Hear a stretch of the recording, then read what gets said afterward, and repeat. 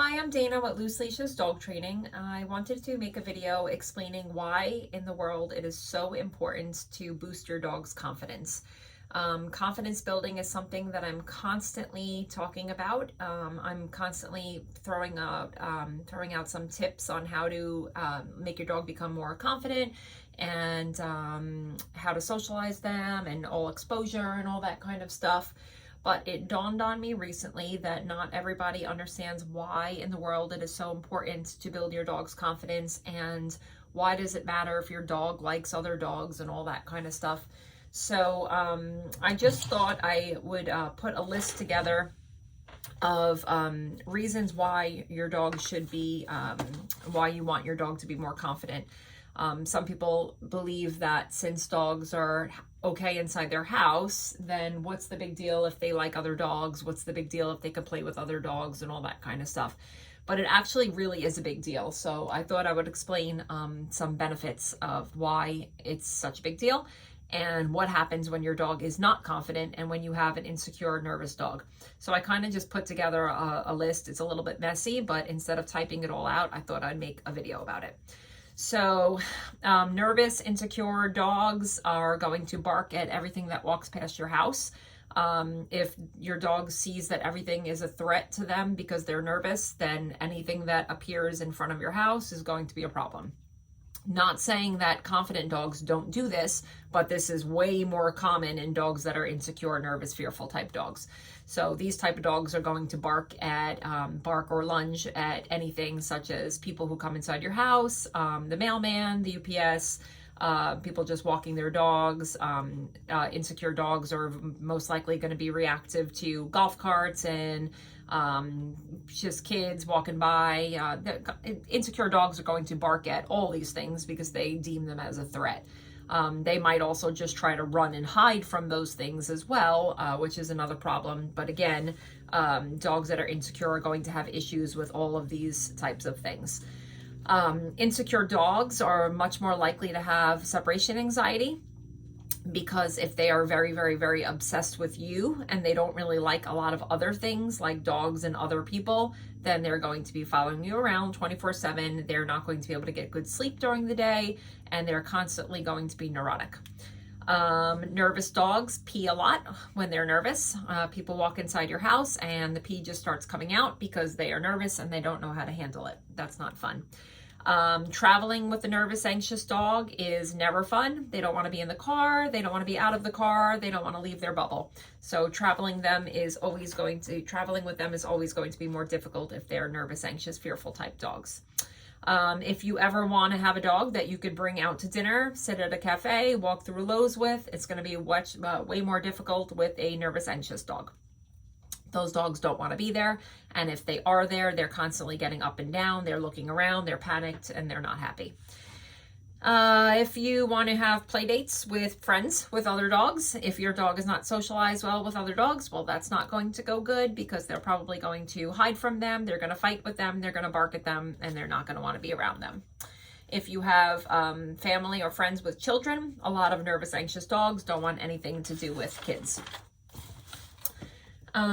If there was ever an emergency and your dog had to go to somebody else's house for a hurricane, or if you have to go to a shelter or some type of situation like that, having a nervous, fearful dog is going to be a lot more difficult than having a confident dog, because these nervous, fearful dogs do not know how to handle situations like that. If there's a storm and your dog is a nervous, fearful dog, then it doesn't want to go outside to go potty in the storm and all that stuff. Nervous, fearful dogs don't follow commands as good as those that are confident, because when you're nervous, you can't really even think straight. So if you tell your dog to sit, stay, down, anything like that, and they're nervous, anxious, chances are they're not going to listen to you because they're too nervous and too worried. And at that point, if they are nervous and anxious, then food is certainly not going to work for these dogs, because nervous, anxious dogs don't eat when they're nervous. So that's not going to work. If you have a nervous dog and it bolts out the door, there's a good chance you're not going to be able to catch it, because once it runs out the door, it's in a state of fear and panic, and it's not thinking logically, and it's just going to keep running. If you have a dog that needs grooming and it's a nervous, anxious dog, chances are it's going to want to bite the groomer, it's going to snap at the groomer, it's going to growl, and it's going to be very unhappy. Bringing a nervous, anxious dog to the vet is not fun either. Most likely it's going to need a muzzle because it doesn't understand how to get handled by complete strangers, and your dog has to go to the vet, so that's going to be a problem. A nervous, anxious dog, you can't really do fun stuff with, like if you ever wanted to get into agility or things like that. Yeah, they can do it, but they'll never be really, really good at it unless you do it professionally, and you know, getting them to do it on your own is going to be more difficult because they're not going to be food motivated, and they're not going to want to do anything in a situation where there's other people around. Nervous, anxious dogs, they don't eat that good because they're so busy being worried that their appetite is hardly ever there unless you're sitting right next to them on the floor and there's no motion in the house. I know a lot of dogs who will not even eat unless their owners are sitting still, and as soon as the owner moves, the dog gets up away from the bowl. So these poor dogs can't even eat good if they're nervous, anxious. And basically a nervous, anxious dog is not as happy as a confident dog because it's so busy just being worried, paranoid, and always thinking something bad is going to happen.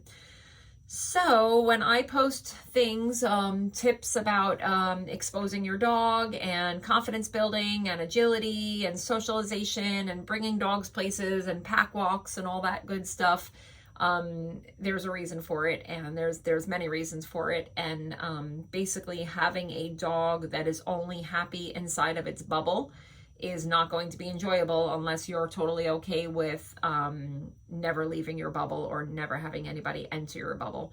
But if you don't care if your dog likes other dogs, there's a lot of other downfalls to your dog not liking other dogs because there are dogs everywhere you go. So this dog that doesn't like other dogs becomes very difficult being in a situation out in public, and having to run and hide when you see someone walking a dog. That's no fun either.